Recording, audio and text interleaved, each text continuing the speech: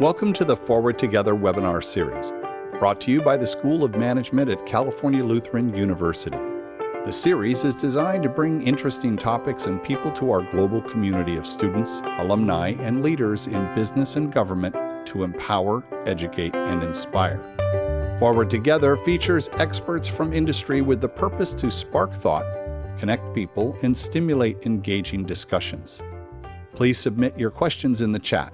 We will hold a Q&A immediately following the presentation.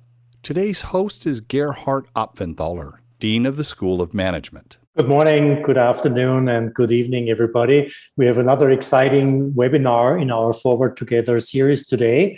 I welcome you today, not from our beautiful campus in Thousand Oaks, California, but from Hub 101, which is our startup community space in Westlake Village. This is the first day that we're open again after the pandemic, and we can already feel the energy coming back, which is just a wonderful sign for the future.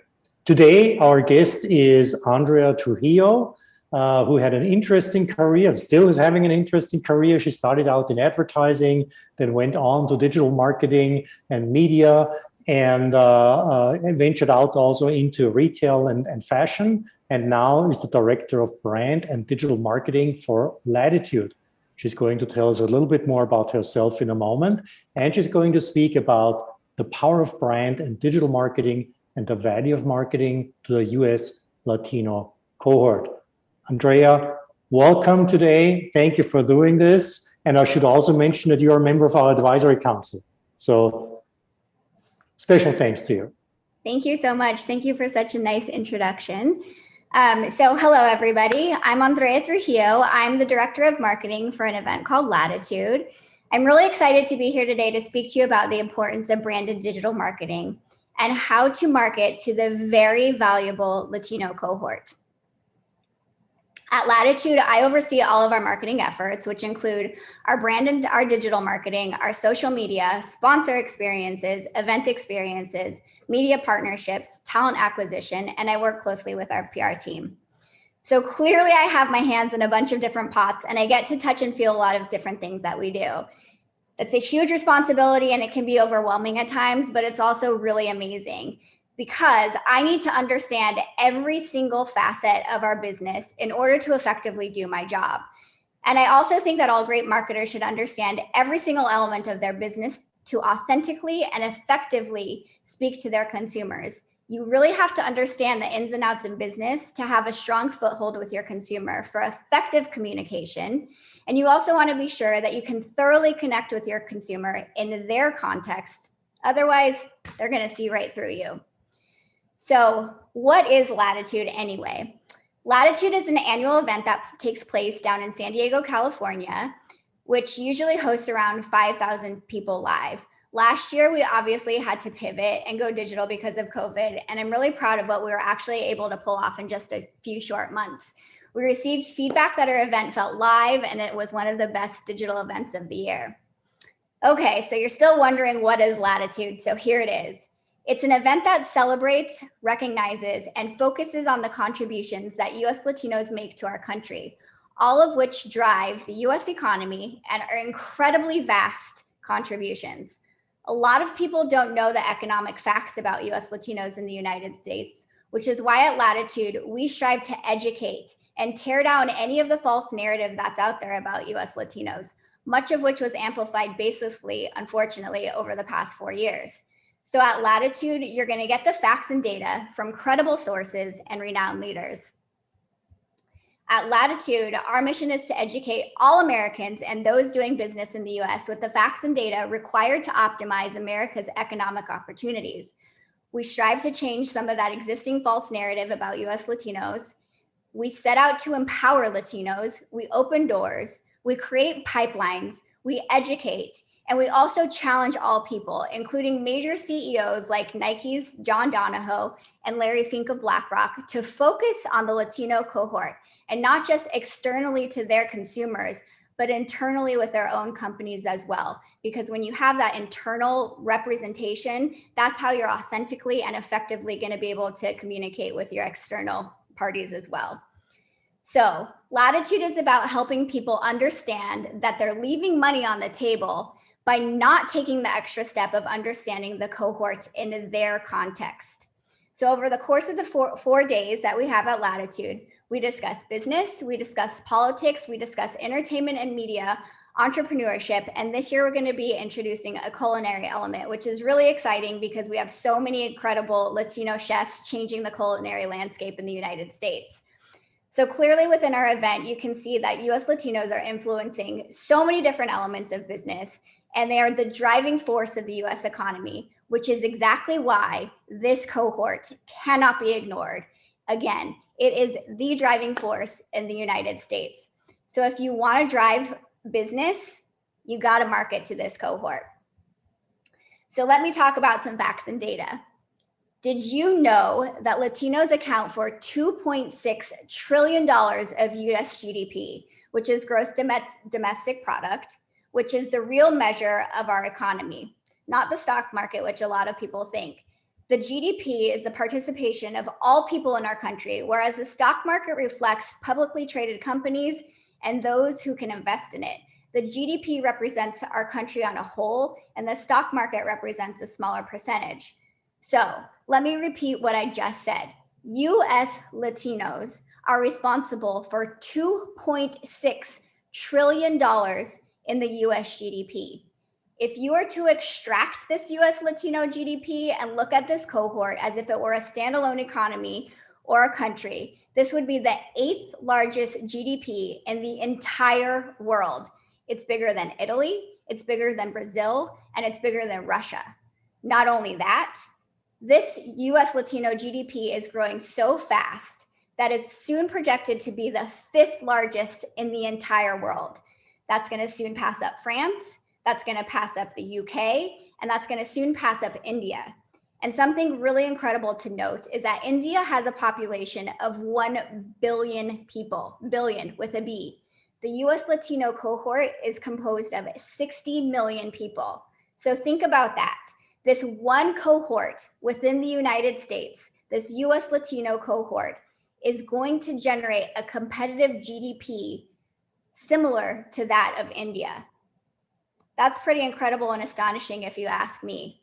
This one cohort, the US Latino cohort in the United States, is generating that kind of GDP. Okay, so are you ready for another astonishing figure? US Latinos have a purchasing power of $1.7 trillion. Yes, trillion with a T, $1.7 trillion. So if you're a marketer, you better be paying attention to that. I'm gonna say it one more time.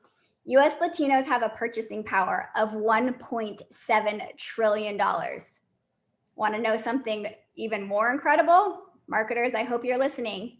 Latinas, yes, Latinas, the females within the US Latino cohort account for 86% of all household purchasing decisions. So think about that. If the US Latino cohort has a purchasing power of $1.7 trillion and Latinas make up 86% of all household purchasing decisions, who do you think it might be wise to direct your marketing campaign towards? I think Latinas might be a good bet. Okay, so maybe you're thinking, well, sure, those sound like great numbers, but maybe it's still not worth the focus. Well, let me tell you something, it is. It's a big mistake if you don't focus on the US Latino cohorts. And do you want to know why? It is the youngest and the largest fast-growing cohort in the United States. By 2050, Latinos will make up 30% of the US population. Currently, Latinos make up 18% of the population, 20% are millennials, 25% are Gen Z, and 30% are Alpha. 2/3 of US Latinos are native born, and the average age of this cohort is 19 years old. 19, that's dramatically lower than the rest of the population. So the lifetime value of this cohort as a consumer is more valuable and is dramatically higher than any other cohort. For the next 3 decades, 1 million Latinos per year are going to turn 18. And something else of note that's also really remarkable is that the largest group within the native-born US Latino population are 9-year-olds. 9 years old, you guys. That's the biggest group within this cohort. So now let's go back and think about US Latino purchasing power. Latinos have a purchasing power of $1.7 trillion. And Latinas, the moms of these 9-year-olds, are making 86% of these household purchasing decisions. So do you think that these Latina moms might influence their 9-year-olds in their households with their purchasing decisions? I think so. And I think you might want to market to this cohort to lock in this brand loyalty at a super young age. This cohort is going to be driving the economy for decades to come, and it's only going to get stronger as time passes. So I hope you've taken note of that, because that's really huge. So now maybe you're asking yourself, how do I reach this group? And how do I do it effectively to make an impact? I'm going to get into that. But before I do that, I think it's really important that you know some of my professional history and experience before I dive in how to market to this cohort, because my history and my experience and what I've learned have shaped how I think that you can also market successfully. It also plays to the evolution of marketing and how you will successfully be able to market to the US Latino cohort. But before I move on, bear in mind, I want to reiterate something again, which is exactly how important US Latinos and their economic power are.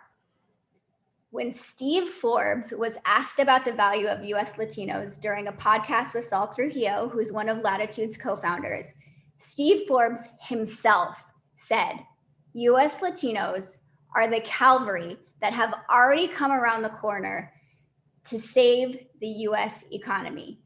Steve Forbes said that.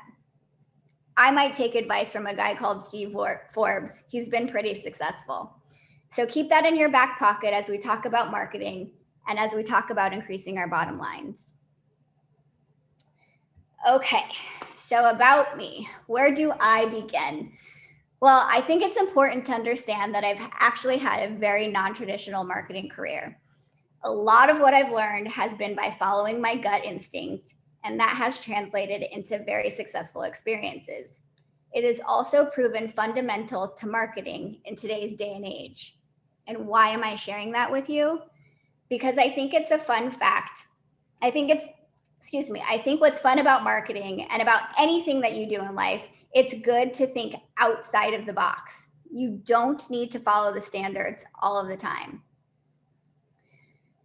So I guess you could say that my marketing career began as a marketing major in college. I attended the University of Massachusetts Amherst, and I attended the Eisenberg School of Management. I am proud to say that it was and still is one of the top undergraduate business universities in the nation, although it's nothing compared to Cal Lutheran, of course.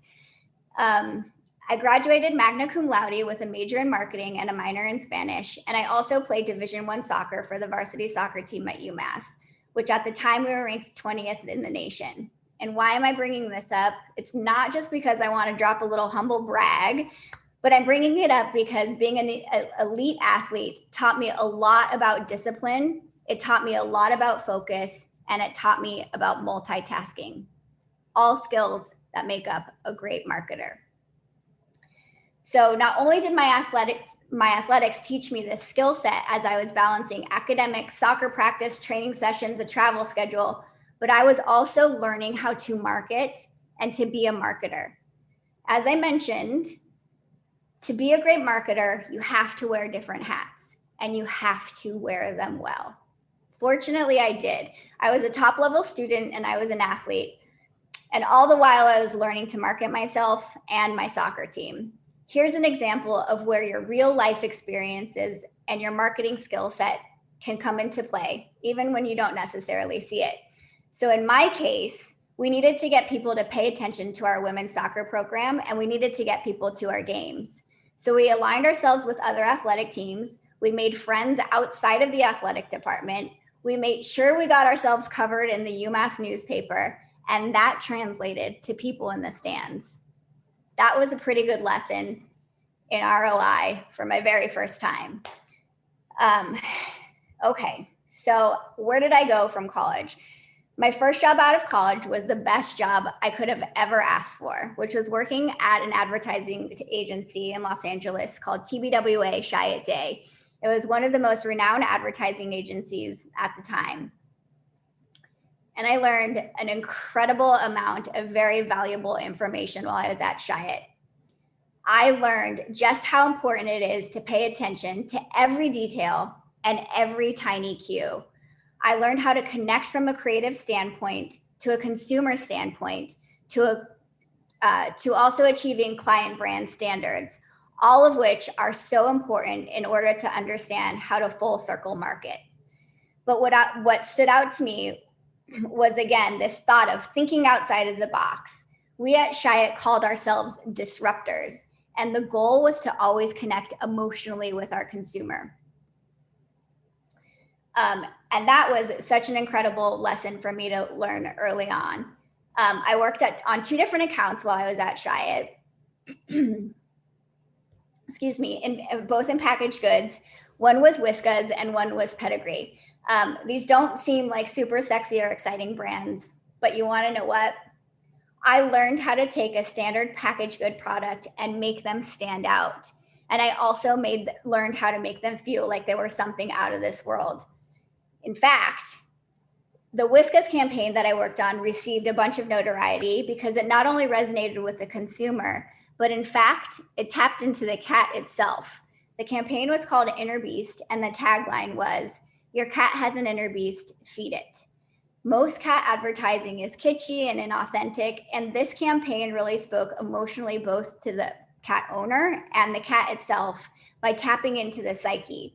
It was something unique and emotional, and as a result, sales rose and Whiskas stayed #1 in the cat food category. The other account that I worked on, and I'm so proud that I did, was Pedigree. Again, this doesn't sound like the most exciting account to be working on, but I worked on the global and the award-winning campaign called Dogs Rule. If anyone remembers this campaign, you'll remember how emotional it was. It spoke to passionate dog owners. It celebrated love. It celebrated the relationship between dog and owner.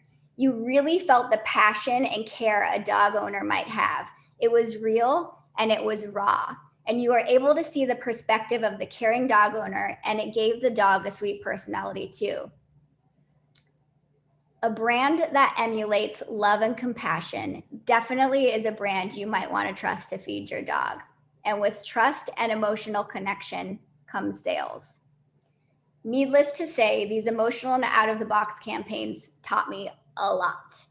They taught me the importance of thinking outside of the box as a creative, how to tap into emotions and connect with the consumer, all while meeting client needs in terms of generating sales and ROI. Now, this emotional element is critical not just in advertising, but in marketing overall. You need to connect with your consumer, get to their heart, see who they actually are. Do not just push a product. After learning just how important it was to think outside of the box and create an emotional connection with the consumer, I learned another great lesson in the next step of my career. This lesson was about the power of brand. It was about creating a brand personality no matter what your business is, whether it's accounting, whether it's a newspaper, whether it's an event, whether it's a product. Your brand personality and presence is of utmost importance. It is your calling card. It is how your business is represented. It's how people remember you. Your voice, your tone, your vocabulary, your look and feel, it's all critical to your brand. It's how you're presenting your brand to the world. Think about how you dress. Do you show up to an important meeting in jeans and sneakers, or do you show up looking polished?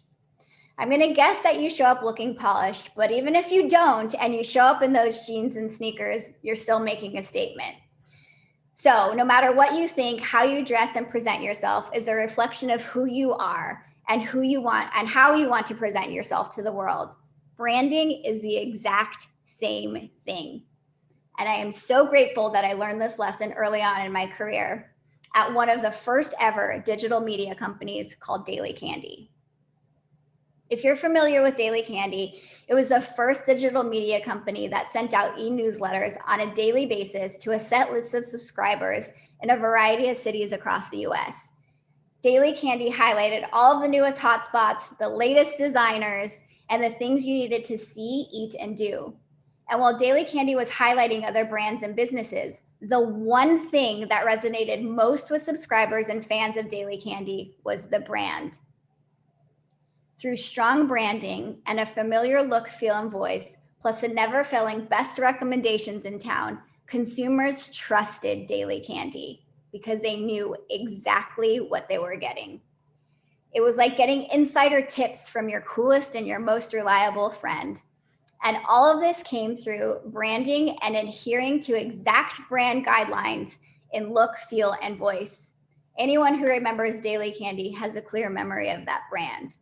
Brands like that have a lasting impact. You know exactly what you're getting, and your consumer buys in and trusts you. It's super important to remember this, not just when you're building a brand, but more importantly, when you're marketing your brand. These lessons that I learned in thinking outside of the box to find emotional attachment and power of branding are two of the lessons that I'm grateful that I learned early on. In fact, these two lessons helped create the foundation for me to start my own business. At the age of 28 years old, I opened a boutique called A Suite based in Beverly Hills. It was a boutique that combined my two very favorite things, clothes and candy, an idea that resonated with many women as well. I had designer contemporary fashions in my store, and I also had a sweet tooth fix, as well as novelty gifts, and eventually I catered events. I'd like to say that I opened my business with a ton of experience, but in reality, I had zero retail experience at all. But what I did have was a great idea that I knew resonated, and I had the experience and knowledge to be a disruptor, to think outside of the box, to connect emotionally, and to create a strong brand with a strong consumer attachment. I knew those were the ingredients to success. Success I was fortunate to find with my business. I had a concept that resonated. I had a strong brand that communicated exactly what the business was. And then I took it a step further and I created unique experiences with my brand. Not only did my store offer fun and nostalgic contemporary experience, but I also provided a product and service that no one else did. And although I knew that my business concept was unique, I was a super young entrepreneur and I didn't have a huge budget. So I knew I had to be really smart and creative with my marketing strategies. Fortunately, from my time at Daily Candy, I knew how effective digital marketing could be. I'm going to step back a little bit. So when I opened my store, as we were talking about my business, when I opened my store, it was about the time that these social media platforms had just emerged, which were Instagram and Twitter. This was the rise of bloggers and influencers. And I immediately identified marketing opportunities in social media with these influencers to continue to spread the word about my business. No one knew it at the time, but social media marketing was about to take over, and I was able to capitalize on that with my business. I held several influencer events, and I aligned myself with the right brands and influencers to get notoriety in the press. I'm proud to say that I was featured in the Today Show, E! News, MTV The Hills, Us Weekly, People Magazine, and that's just to name a few. And it was this mix of emotional connectivity, strong brand presence, creating brand experiences, and aligning with influencers and brands for greater exposure and a wider reach that allowed me to find success and grow my business. I was on the forefront of what is now digital and social media marketing. Eventually, I ended up closing my business, and I was immediately asked to consult for some startup brands that I helped successfully launch in the fitness and social media spaces before I was hired at a company called Click Media, who owned 4 digital media properties at the time: Who What Wear, My Domain, Birdie Beauty, and a Gen Z platform called Obsessy. At Click, I was the director of lifestyle marketing for My Domain, which was a property that focused on home and lifestyle. I was also the director of marketing for the Obsessy property. At this point, social media and digital properties had a strong foothold and a lot of competition. So when I came in, I knew that I needed to make these brands stand out. So once again, I went back to the core. Think outside of the box, connect emotionally, stick to strong brand principles, create unique alignments and experiences, and now bring these digital concepts to life. We now live in a world where we're constantly bombarded with digital media. So from my perspective, it's important to find connection and not just make the consumer feel like they're one of many, but create an experience that brings the brand off the screen, off the page, and into real life, a tangible, personal experience. So for My Domain, I created a brand alignment between My Domain and a local coffee brand in Los Angeles. I created a special blend of coffee to celebrate National Coffee Day. I then took it one step further and I created an actual coffee house experience for people to sample the blend. It was something that the brand had never thought of before. It was unique to the consumer and it gave it a personal feel. After the event, one of the sales leaders at Click approached me and told me we should make a national coffee pop-up experience for the brand because typically digital consumers don't get to connect with a digital brand in this way. And I had created a unique experience where consumers could connect with the My Domain brand directly. Similarly, I created an event experience for our Gen Z brand called Obsessy, which we created a contest and took a select group of 25 girls to the Museum of Ice Cream. These girls had only engaged and interacted with one another in a digital space. And this was an exciting networking opportunity for them to connect with other like-minded girls that they didn't know and might not otherwise meet in person. For many, it was empowering and for them to make new friends, all while having a unique experience with their brand hosted at the Museum of Ice Cream. This personal connection was so important for authenticity and growth of the brand. What your brand represents needs to truthfully speak to the consumer. I always find that that yields the best results. So why am I telling you all this about my personal history? Well, it's because I want to reiterate to you that thinking outside of the box, connecting emotionally, speaking authentically, building a strong brand personality, and creating personal experiences are super, super, super important. And often you need to go with your gut instincts. Had I not done these things and identified these opportunities to capitalize on my marketing efforts through these channels, I probably wouldn't have found the same success. What you learn in school are the 4 Ps of marketing, which are definitely great to know as a foundation in marketing. And those are product, promotion, price, and place. But you want to know something amazing? These principles have recently been rewritten by Sean McDonald, the Global Chief Officer of McCann Worldwide, which is an advertising agency. They've been changed to personalization, partnerships, positioning, and purpose. All pretty close to what I've been talking about, right? Personalization equates to emotional attachment. Partnerships equate to alignment with other brands and influencers that complement your brand. Positioning can equate to brand identity and brand culture through marketing and your narrative and experiences. And purpose equals expressing your brand, your values, your ethos, and it's a value-driven approach. These were essentially all of the principles I adopted as I moved along in my career. And had I stuck to the traditional Ps, I probably wouldn't have made it as far as I have, which brings me back to what I do at Latitude and how to market to the US Latino cohort with these core principles in mind. These are principles that I try to execute and emulate every day, given that they have proven successful for me in the past, and they're continuing to resonate with how to market to the US Latino consumer today. So, do you want to leave money on the table or do you want to increase your bottom line? So let's put all of these things into action and let's talk about them in some more real life context. What happens when you take the time to market to the US Latino cohort? You get results. You change the course of elections, you over-index in sales, you create memorable commercials that reflect and represent a cohort and generate sales. You announce your highest annual earnings, you become the #1 import brand, and you have the most viewed and talked about Super Bowl halftime show ever. Do you know what I'm referencing with all of these examples? Yes, I am talking about the 2020 presidential election, where Latinos changed the course of swing states like Wisconsin and Arizona, which ultimately helped Biden win the election.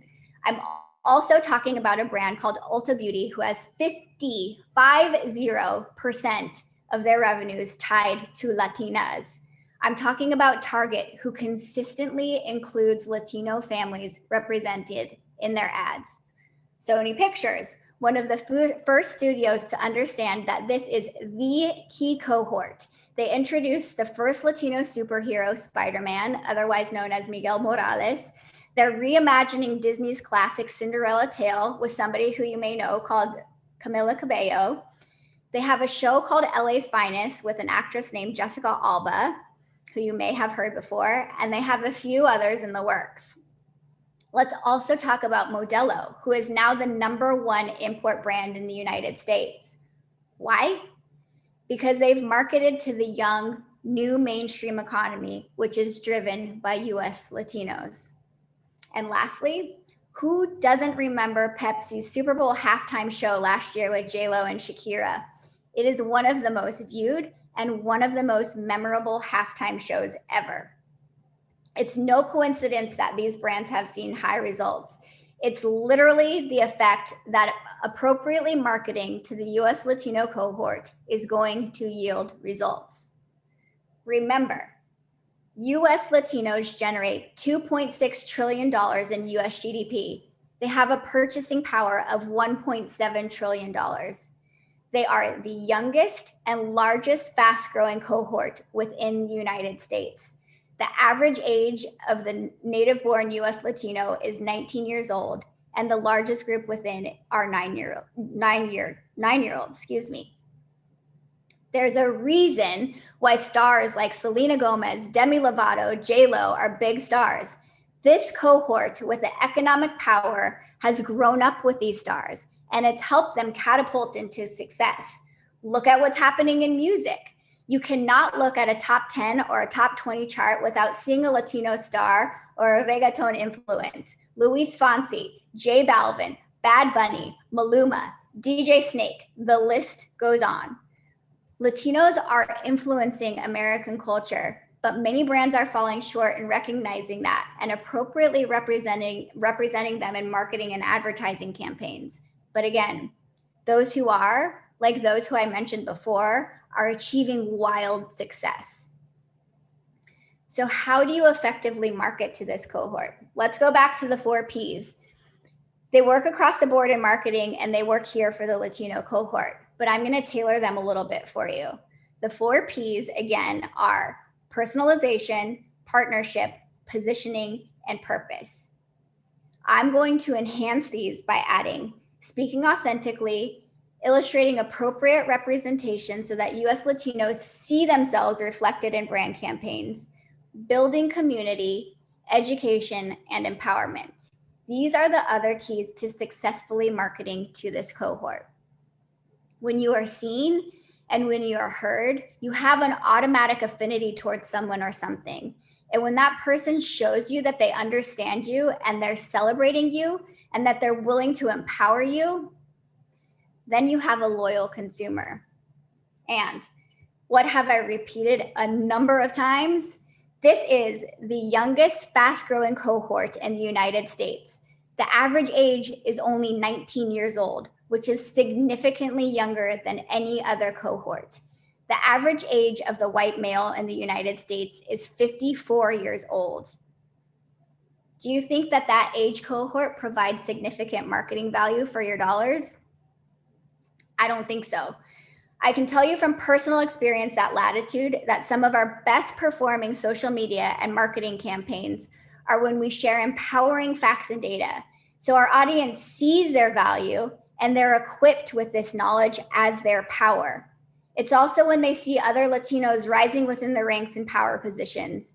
And when we celebrate other Latino superstars, actors, musicians, and so on. And why do these kinds of campaigns perform?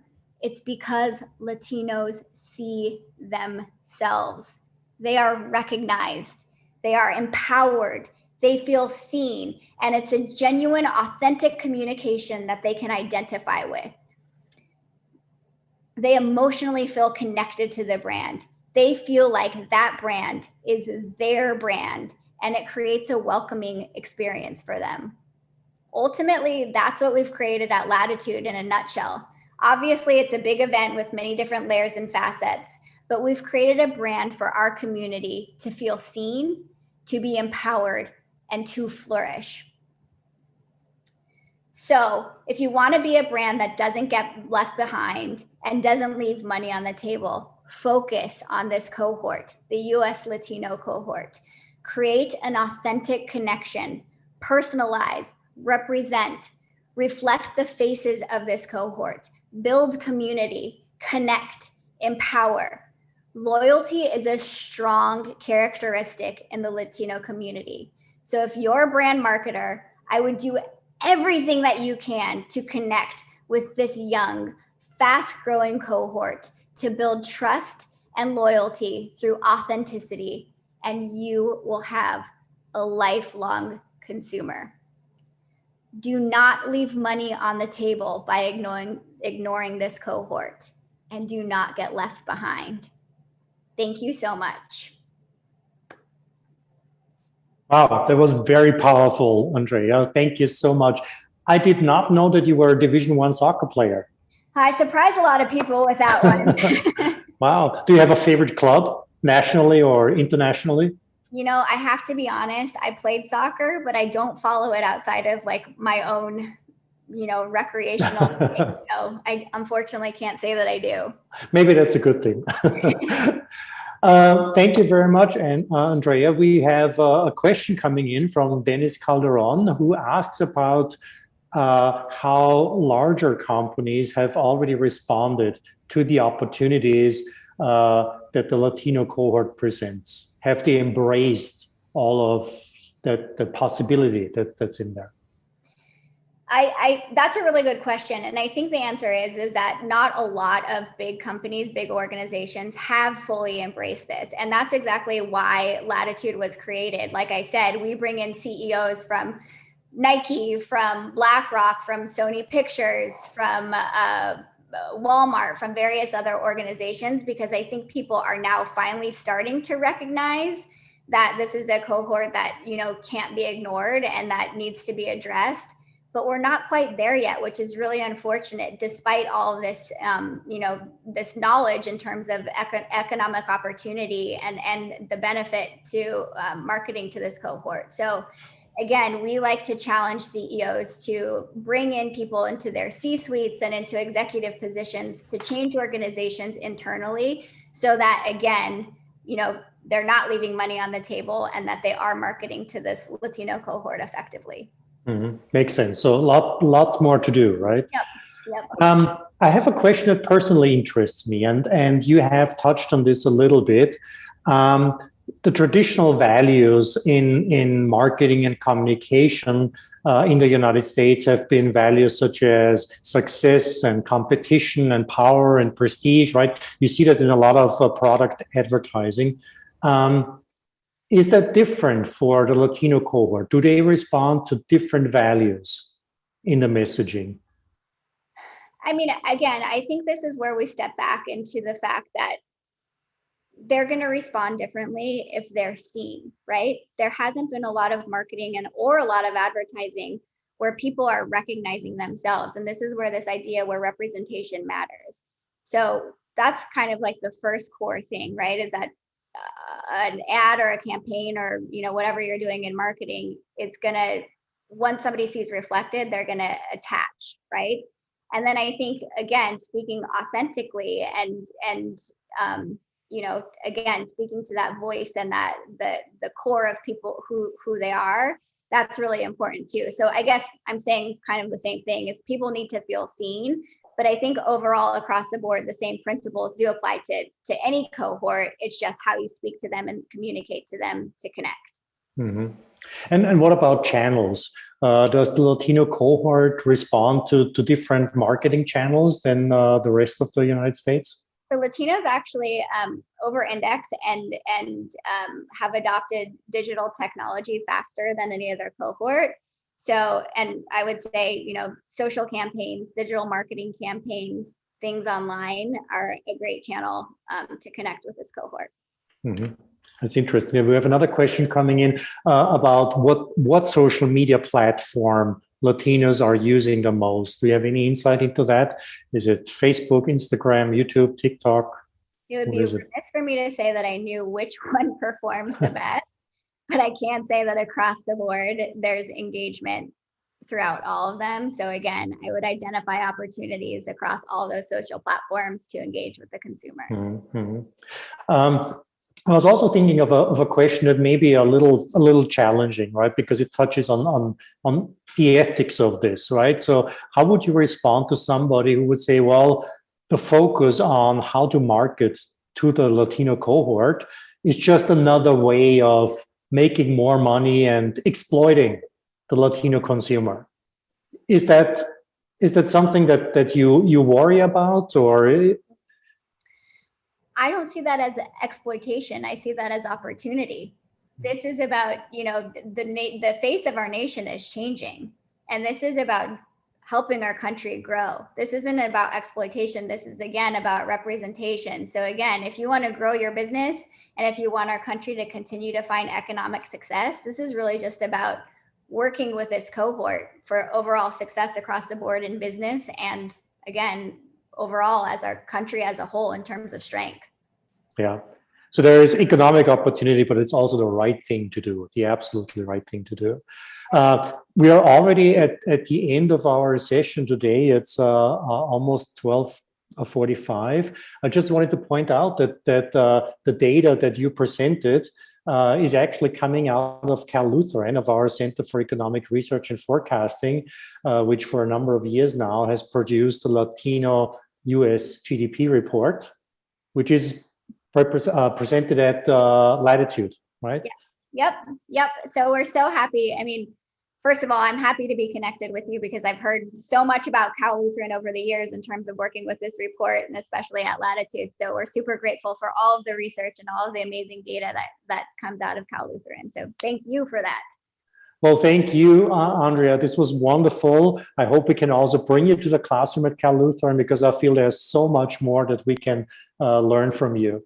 I wanted to invite everybody to join us again for our next event in the Forward Together webinar series on April 21st. We're going to have a panel at that time that is more regional focused, but I'm pretty sure that people anywhere can learn from the experience that the city of Pasadena has had here, particularly in the hospitality and restaurant industry with the pandemic, with the recovery of the industry, and hopefully the end of the pandemic very soon. So please join us again on April 21st.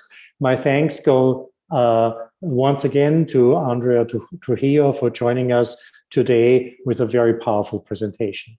Hope to see you again very soon. We thank you for participating in today's Forward Together webinar series, brought to you by the School of Management at California Lutheran University. The School of Management offers a broad range of programs and community services. Whether you're looking to upgrade your career, locate current economic data from our Center for Economic Research and Forecasting, or a place to start and grow your business at Hub 101, our community startup space, we invite you to visit us at clu.edu/SOM and join the community as we move forward together.